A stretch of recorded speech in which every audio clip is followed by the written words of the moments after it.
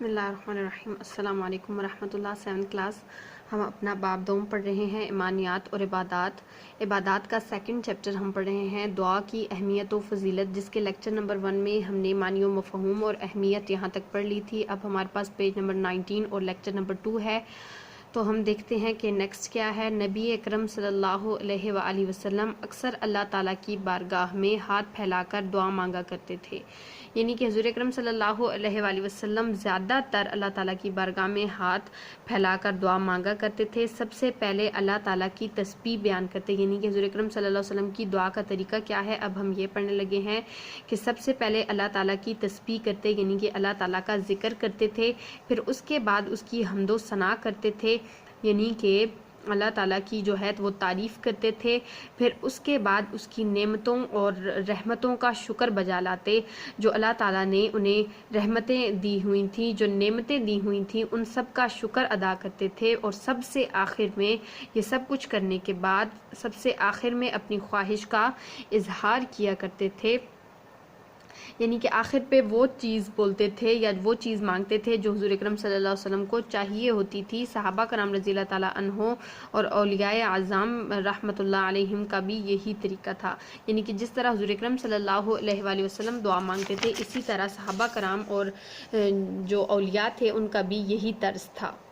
اب ہم دیکھتے ہیں کہ دعا کی فضیلت کیا ہے۔ پہلے ہم نے دعا کی اہمیت پڑھی، اب ہم دعا کی فضیلت پڑھیں گے۔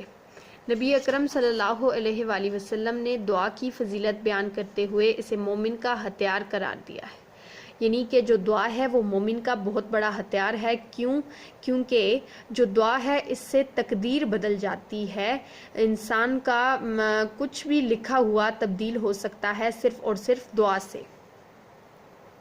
قرآن مجید میں بہت سے انبیاء کرام علیہم السلام کی دعاؤں کا ذکر ہے، یعنی کہ قرآن مجید میں بہت سے انبیاء ایسے ہیں جن کی دعاؤں کا ذکر کیا گیا ہے، جن میں حضرت آدم علیہ السلام، ان کا وہ جب انہیں جنت سے نکال دیا گیا تھا، اس کے بعد جو انہوں نے استغفر اللہ کی تھی، جو انہوں نے دعائیں کی تھی وہ، اور اس کے بعد حضرت نوح علیہ السلام، حضرت ابراہیم علیہ السلام، ان کا جب خانہ کعبہ کی تعمیر کے وقت انہوں نے دعا کی تھی، حضرت موسیٰ علیہ السلام، حضرت یونس علیہ السلام، انہوں نے مچھلی کے پیٹ میں دعائیں کی تھی، ان سب کی دعاؤں کا خاص طور پر جو ہے وہ قرآن مجید میں ذکر کیا گیا ہے۔ حضور اکرم صلی اللہ علیہ وآلہ وسلم خود بھی یہ دعا کثرت سے مانگا کرتے تھے، یہ جو یہ دعا نیچے دی گئی ہے یہ حضور اکرم صلی اللہ علیہ وسلم کثرت سے مانگا کرتے تھے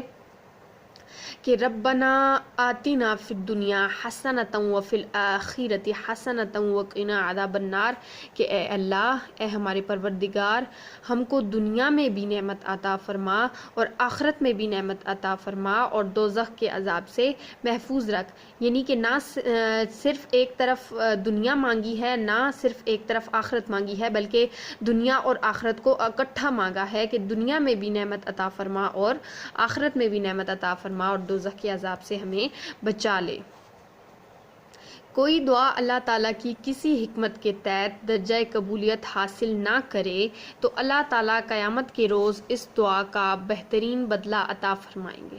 یعنی کہ اگر انسان کوئی دعا کرتا ہے اور اللہ تعالیٰ اس دعا کو قبول نہیں کرتے کسی وجہ سے، کیونکہ جیسا کہ حکمت سے مراد یہ ہے کہ اگر ہماری کی ہوئی دعا قبول ہو جائے اور وہ ہمارے حق میں ہی اچھی نہ ہو، ہمارے لیے ہی اچھی نہ ہو، تو اللہ تعالیٰ وہ دعا قبول نہیں فرماتے، اور وہ جو دعا ہوتی ہے اس کا اجر بھی جو ہمارے لیے نقصان دہ ہے، پھر بھی اس کا جو دعا ہم نے کی ہے اس دعا کا اجر اللہ تعالیٰ قیامت کے روز ہمیں ضرور دیں گے۔ اللہ تعالیٰ سے دعا نہ مانگنا تکبر کی علامت ہے، یعنی کہ جو اللہ تعالیٰ سے دعا نہیں کرتے وہ تکبر کرتے ہیں۔ تکبر شیطانی صفت ہے، شیطان نے تکبر کیا تھا، حالانکہ وہ جو بہت عبادت کرتا تھا، لیکن صرف اور صرف تکبر کی وجہ سے اسے شیطان بنا دیا گیا۔ تو تکبر جو ہے وہ شیطانی صفت ہے جسے اللہ تعالیٰ بالکل بھی پسند نہیں کرتے۔ نبی اکرم صلی اللہ علیہ وآلہ وسلم کا ارشاد ہے کہ اللہ تعالیٰ اس شخص سے ناراض ہو جاتا ہے جو اپنی حاجتوں اور ضرورتوں کے وقت اس سے دعا نہیں کرتا، یعنی کہ اللہ تعالیٰ اس شخص سے ناراض ہو جاتا ہے جو کہ اپنی مشکلوں کے وقت، اپنی تکلیفوں کے وقت اللہ تعالیٰ کو یاد نہیں کرتا۔ اللہ تعالیٰ کے مقبول بندے اور پیغمبر دکھ، تکلیف، مصیبت اور آزمائش کے وقت اپنے رب کے حضور اپنی حاجات پیش کرتے رہے،